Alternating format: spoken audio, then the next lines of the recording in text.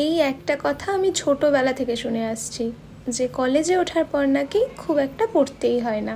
তবে যারা এই কথাটা বলেছে তারা যে কত বড় মিথ্যে কথা বলেছে।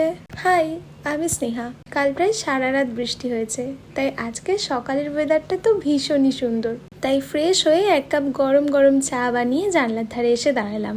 আর ঠিক তখনই মনে পড়লো যে আমার একটা স্ক্রিপ্ট লেখা বাকি আছে, তাই আর দেরি না করে স্ক্রিপ্টটা লিখতে বসলাম। আর লেখা শেষ হতেই এবার রেডি হয়ে বেরিয়ে পড়বো কলেজের জন্য। আজকের ক্লাসটা একটু তাড়াতাড়িই ছিল, তবে কলেজে পৌঁছে দেখি ক্লাস শুরু হয়নি, এখনো অনেকটা সময় বাকি। তাই কিছুক্ষণ অপেক্ষা করার পর ক্লাস স্টার্ট হলো। আর প্রায় 1-1.5 ঘন্টা ধরে টিচারের লেকচার শোনা, নোট নেওয়া, টার্ম পেপার নিয়ে আলোচনা এইভাবেই কাটলো। আর আমাদের কিন্তু ইন্টারনালের রুটিনও দিয়ে দিয়েছে, সাথে অ্যাসাইনমেন্টও।